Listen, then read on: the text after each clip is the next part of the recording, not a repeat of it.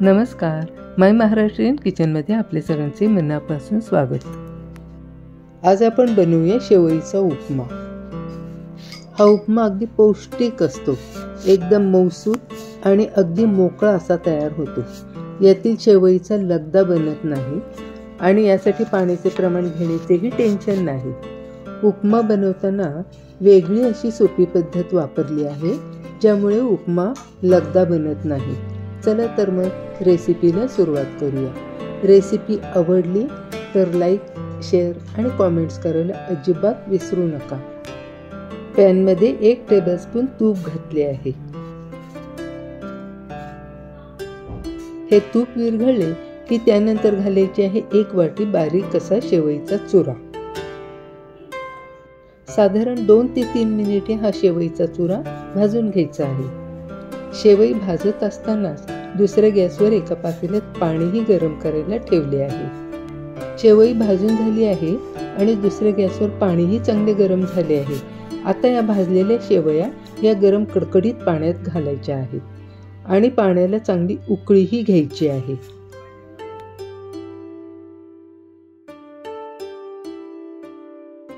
उकळत्या पाण्यात टाकलेल्या शेवया आता चाळणीमध्ये निथळायला ठेवायच्या आहेत।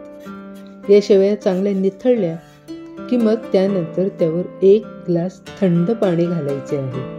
हे थंड पाणी घातल्याने शेवया ओव्हर कुक होत नाहीत आणि लगदा होत नाही। आता पॅनमध्ये 1 डाव तेल घातले आहे। हे तेल गरम झाले की त्यामध्ये घालू फोडणीचे साहित्य। प्रथम जिरे घालू आणि त्यानंतर मोहरी घालू। जिरे आणि मोहरी चांगली तडतडली की मग घालू 2 टेबलस्पून शेंगदाणे। यानंतर घालू 2 टेबलस्पून काजू। हे आता दोन्ही चांगले तळून घ्यायचे आहेत।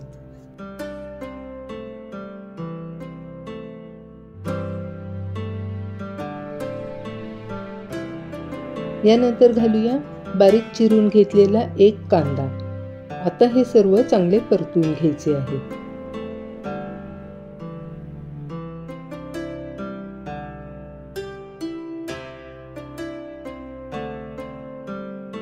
यानंतर आता घालूया 2 ते 3 मिरच्यांचे हे बारीक करून घेतलेले तुकडे।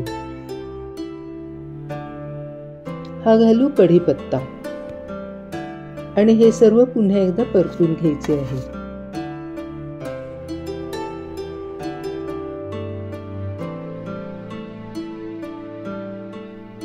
यानंतर घालायचा आहे पाव वाटी मटार।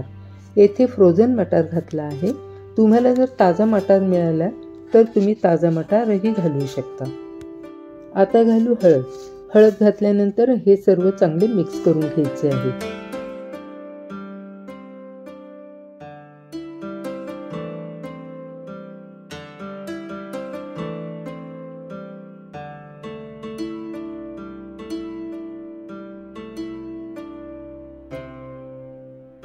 यानंतर घालू या वाफवून घेतलेल्या शेवया।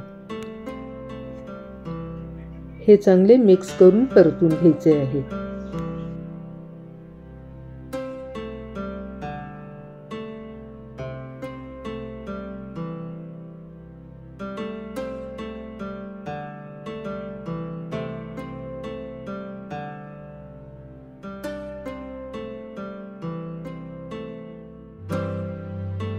यानंतर घालू चवीपुरते मीठ आणि थोडीशी साखर।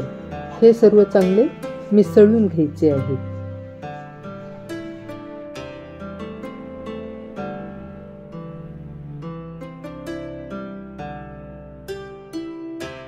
यावर आता घालू बारीक चिरून घेतलेली कोथिंबीर।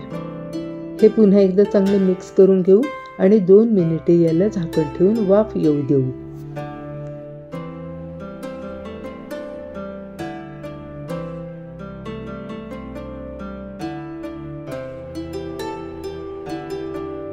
तुम्ही पाहू शकता शेवईचा उपमा किती मोकळा आणि सुटसुटीत झाला आहे।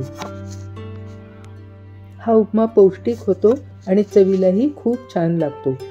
रेसिपी आवडली असेल तर तुम्हीही एकदा करून पहा। तसे आवडले असेल तर सबस्क्राईब करा। शेजारचे बेल आयकॉन बटन प्रेस करा, म्हणजे नवनवीन रेसिपीची नोटिफिकेशन आपल्यापर्यंत त्वरित येईल। पुन्हा भेटूया अशाच एका नवीन रेसिपीमध्ये. तोपर्यंत बाय बाय.